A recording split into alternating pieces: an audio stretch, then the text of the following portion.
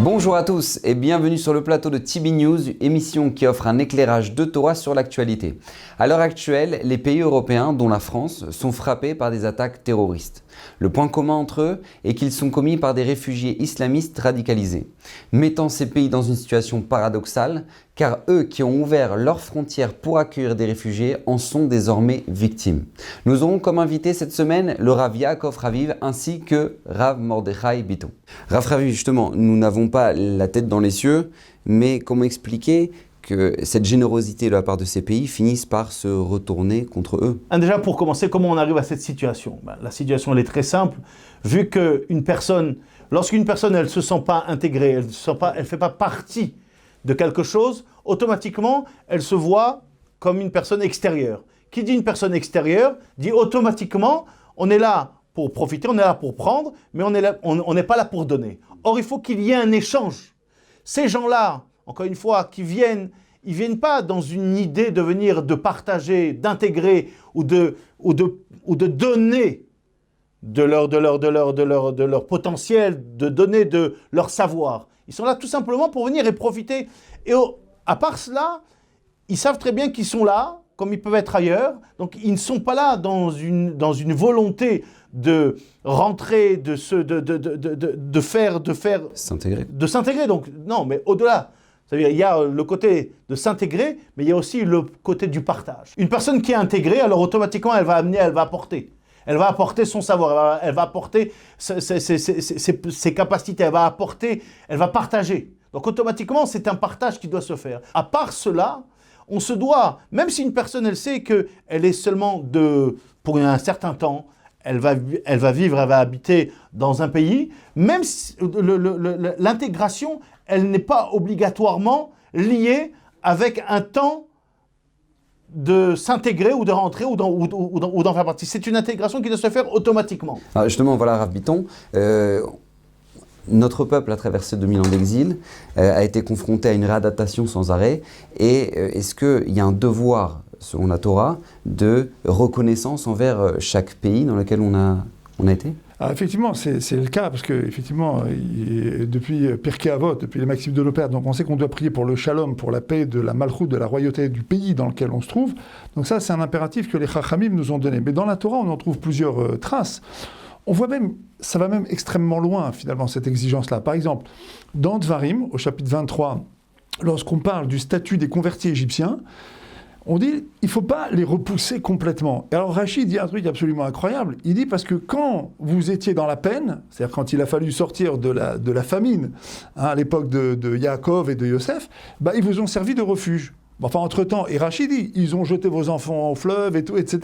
C'est-à-dire qu'il y a eu un moment où en fait, vous avez été reconnaissant à l'égard des Égyptiens. Donc ça va créer un certain nombre de conséquences. Donc, c'est-à-dire que même dans tout notre exil, même les pays dans lesquels maintenant ça ne s'est pas forcément très bien passé pour nous, on a un devoir de... Ces pays-là, tous ces pays au point de départ, ont toujours été des terres d'accueil. Au point de départ. Ça, il faut le comprendre. Quand on regarde, c'est du point de vue historique. Vous parlez quoi, à l'échelle mondiale? À l'échelle mondiale. Quand les Juifs ont été exilés, d'accord, et qui se sont retrouvés en Europe notamment, ils étaient jetés d'un pays et acceptés par un autre. Et la question s'est toujours posée, avec cette même acuité. Qu'est-ce qu'on devait penser du pays dans lequel on était maintenant accueillis? On devait en penser du bien. Pourquoi? Parce que c'était un pays dans lequel d'abord on voyait un espoir, et puis c'était aussi un pays dans lequel on pouvait avoir une certaine prospérité, et puis aussi nous accompagnait ce commentaire du Ramban, de Nachmanides au sujet de Parashat Vayetze, où il dit que finalement, quand Yaakov arrive en exil chez Lavan, il arrive pauvre, il arrive après avoir été dépouillé, Ramban dit, Nachmanide dit, c'est en fait Maaseh Avot Siman Labanim. En fait, c'est une espèce de matrice historique qui va se répéter tout au long de l'histoire. C'était une matrice historique qui va se répéter tout au long de l'histoire, où on va se retrouver dans des pays, où on va arriver pauvre, et en fait, c'est des pays qui vont nous accueillir, qui vont nous donner la possibilité d'avoir une certaine prospérité. Il faut espérer dans cette prospérité, il faut prier pour cette prospérité, il faut y concourir, il faut tout faire pour que ça se passe le mieux possible. Alors, l'histoire, évidemment, l'histoire des expulsions, des exils, nous a montré que ces pays-là étaient d'une certaine manière ingrats. Mais ça aussi, c'est marqué dans Parashat Vayetze, avec la tentative de Lavan, nous dit le Ramban, Nachmani dit cette tentative que Lavan va faire de s'attaquer à Yaakov, physiquement, spirituellement, même de l'empêcher de partir, en même temps de lui confisquer ses biens. Il dit cette tentative-là, elle va se répéter aussi tout au long de l'histoire, et c'est effectivement un scénario. Mais ça n'empêche pas que nous devons, nous, cultiver les éléments positifs de notre personnalité, qui sont des éléments de reconnaissance. D'accord, alors justement, Rav Raviv, je voulais vous poser la question, est-ce que maintenant, il est de notre droit, lorsqu'on est accueilli par un pays, de ne pas respecter les règles du pays, ou même d'imposer nos propres lois, ou non, la Torah nous dit clairement de respecter le pays dans lequel maintenant on a été accueilli avec toutes ces règles. Alors comme a expliqué le Rav Vitton, effectivement donc on se doit dans toutes les périodes donc de la vie juive ou même de l'histoire juive, on a dû s'adapter effectivement au pays. Maintenant, qui dit s'adapter à un pays, il y a une règle qui nous dit... S'adapter dans quel domaine, par exemple? S'adapter à tous les niveaux. S'adapter à tous les niveaux. Ça veut dire, au-delà même de s'adapter, bien sûr, encore une fois, de respecter ce que la Torah nous demande de faire, mais toujours d'aller avec une ligne très claire de ce qu'on appelle, ce qui est dit en araméen, qui est rapporté dans le Talmud, Dina de Malchuta Dina. À savoir que la loi du pays, c'est la loi qu'il faut suivre. À savoir que la personne, elle se doit de respecter, de se plier pour tout ce qui est question de fiscalité, ou tout ce qui est question aussi de problèmes ou d'échanges qu'il peut avoir, ou de différends qu'il peut avoir par rapport au travail qu'on a, par rapport à une personne qui est employée face donc à son patron. Donc toutes ces charges-là, elles se doivent d'être respectées par rapport aux lois qui sont données au pays. À savoir qu'on ne peut pas venir, on ne peut pas faire travailler un patron, il ne peut pas exploiter une personne et le faire travailler, alors que la loi, elle nous donne des règles très claires, très strictes, à savoir des horaires, à savoir de la paix, etc., etc. Donc ces choses-là, elles se doivent d'être respectées. Le tribunal rabbinique, même qui va trancher, il se doit de trancher selon ce qui est donné, donc les lois du pays. Et c'est ce qui est rapporté aussi, le Minhag HaMedina. C'est quoi le Minhag HaMedina? C'est la coutume du pays. Chaque pays, elle a ses règles, elle a ses lois. Donc Rav, vous êtes d'accord que en aucun cas il est permis d'imposer des lois au pays dans lequel maintenant nous nous trouvons? La Torah, elle va nous dire d'une manière très claire, si le pays a décidé qu'une personne, elle se doit de rester chez soi à la maison, ou elle se doit d'aller voir un médecin, ou elle se doit donc de rester en quarantaine, etc., etc., on se doit de le faire, parce que c'est le pays qui nous l'a ordonné, on ne peut pas aller autre que cela, et aussi parce que la Torah aussi nous le demande. Merci Rav, on passe au deuxième sujet. Après ces élections présidentielles américaines qui ont maintenu le monde en haleine, voici que Biden remporte les élections, laissant une partie du monde dans le doute sur l'évolution de la politique mondiale. Alors Rav Ravi, justement, avant d'aborder ce sujet-là, on se rend compte que la Torah ne parle pas de présidentielle, mais elle parle de la notion de royauté. Y a-t-il une raison à cela? Est-ce que le système dans les pays démocratiques pose-t-il problème aux yeux de la Torah? Le système de la monarchie au sein de la Torah, elle ressemble aussi à un certain côté de démocratie. Maintenant, effectivement, le côté monarchie, vu dans le contexte de la Torah, c'était pas quelque chose qui se faisait, que le roi avait le droit de tout et il faisait ce qu'il voulait. Il y a eu des fois, il y a eu des choses qui ont été faites, qu'effectivement, il y avait toujours un passage où il y avait le prophète, où il y avait le roi. On pouvait trouver auprès de Shmuel, de Samuel, et qui était prophète, le prophète Samuel, et le roi Shaoul. Donc effectivement, lorsqu'il y avait certains écarts, automatiquement, il y avait une certaine critique qu'il pouvait avoir. Dans cette même idée, on retrouve aussi l'idée du Sanhédrin. Le Sanhédrin, effectivement là-bas siégé, des sages, ils étaient là aussi pour arbitrer, pour écouter, pour proposer. Et comment c'est très bien que l'idée première, comme le Rajba, Rabbi Shlomo ben Aderet, qui était un grand décisionnaire, ou le Shulchan Aruch, il ramène l'idée qui est Acharei Rabim Lahatot, qu'on se doit de faire un vote, et le vote il est basé par rapport à la vie publique. C'est-à-dire que d'une certaine manière, c'est exactement l'idée qu'on a aujourd'hui, si on considère le Sanhédrin comme au Sénat.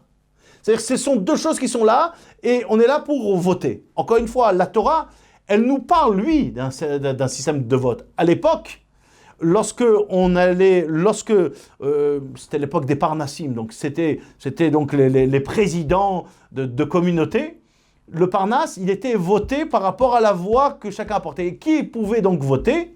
C'était les personnes qui cotisaient. Donc la cotisation te donnait la possibilité du vote et automatiquement tu votais pour la personne. Donc vous voulez dire quoi en fait, Rav? C'est que en attendant le Melech HaMashiach, c'est le système le plus fiable? C'est le système le plus équilibré, effectivement. Rav Biton, justement, pour revenir sur le roi Salomon, comme a dit le Rav Raviv, il disait lui-même dans Michelet, Lev Meler Beyad Hashem, le cœur du roi se trouve dans les mains de Dieu. Donc ça voudrait dire quoi? Ces gens-là qui sont élevés à ce certain pouvoir n'ont plus le libre arbitre? Alors effectivement, ce que vous citez se trouve dans Michelet au chapitre 21. C'est le premier verset du chapitre 21, je l'ai ici sous les yeux. Pal Gemaim Lev Meler Beyad Hashem.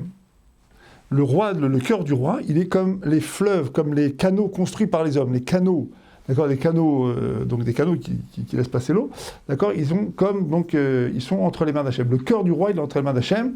Al kol asher yerpot yatenu. Et le pasuk va très très loin. Michelet dit, le Hachem va faire pencher le roi, va faire pencher le cœur du roi dans la direction qu'il désire. Et le Malbim et les commentateurs disent effectivement que cet individu, dans sa sphère privée, il a un libre arbitre, mais qu'à partir du moment où il devient président de la République, ou par exemple président d'une des plus grandes puissances du monde, il devient chef d'un pays, il n'a plus de libre arbitre. Donc ça veut dire quoi? Ça veut dire qu'on n'a pas de quoi s'inquiéter? Ça veut dire sur la nouvelle politique mondiale alors? Alors ça veut dire qu'en fait, c'est très intéressant cette idée, parce que c'est là tout le paradoxe. À la fois, c'est rassurant, parce que ça veut dire qu'en fait, on doit prier, comme on l'a dit à plusieurs reprises ici, qu'on doit prier pour que le lève de la malchoute, pour que le cœur des rois penche en faveur du bien, penche du bon côté. Et notamment que ces gens-là ne soient pas défavorables au peuple juif. Nous aussi, on a un devoir, Rav, vous dites, de prier on prie en permanence. Ça, la prière pour la République française, c'est une prière pour qu'en fait les dirigeants de la République aient un cœur favorable à notre égard. Mais pour que ça soit possible, je vais avancer dans cette idée, c'est qu'au même moment, quand il y avait l'expulsion des Juifs d'Espagne, le sultan Bajazet II, là-bas de l'autre côté, il est fou ce roi d'Espagne de laisser partir les Juifs. Moi, je les veux. Et en fait, on voit que le cœur des rois, finalement, il balance selon, finalement, des intérêts géostratégiques ou géopolitiques qui ne sont pas évidents dans un premier temps. Quel était l'intérêt pour le sultan de Turquie de recevoir les Juifs? Il avait un intérêt économique, mais c'était quand même une population de plusieurs dizaines de milliers de gens qui allaient prendre sur les bras. On sait aujourd'hui ce que ça veut dire de prendre sur les bras des migrants. C'est pas évident pour une économie.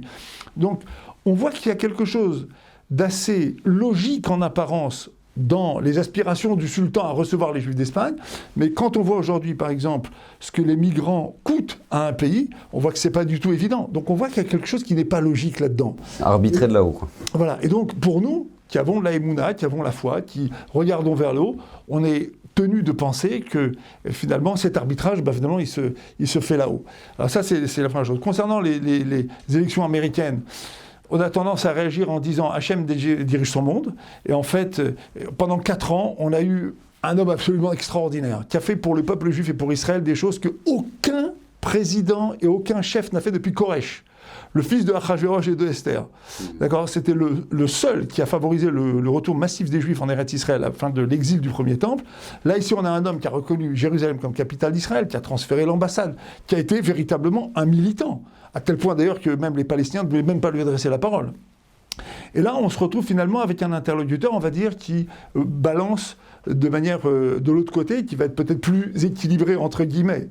Alors ça nous inquiète, parce qu'on a passé 4 ans, en quelque sorte, de paradis politique. Mais je crois on doit en voir en ça un signe. Ce qu'on peut dire, c'est qu'on doit rester dans cette logique, qui est une logique de prière et d'espoir. Et on voit que la main d'Hachem, elle est extraordinairement protectrice pour le peuple juif. Pendant 4 ans, ça a été extraordinaire. Cette main qui nous a protégés... Donc il y a toutes les raisons de penser que ça va continuer. Cette main qui nous a protégés depuis ces 10 dernières années, ce baiser de la providence qu'on a vécu depuis la fin de la Shoah, on a toutes les raisons de penser que ça peut continuer, même si par en dessous, au niveau des différentes classes politiques, au niveau des peuples, c'est une autre affaire.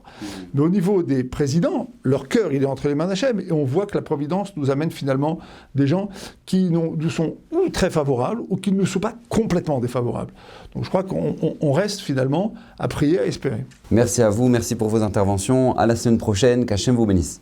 Question de halakha, besoin d'un conseil personnel? Avec le service Question au Rav, les rabbinim de Torah Box sont à votre disposition 24 heures sur 24, 6 jours sur 7, pour vous répondre et vous aider sur tous les sujets. Shabbat, couple, cacheroute, conversion, loi de deuil.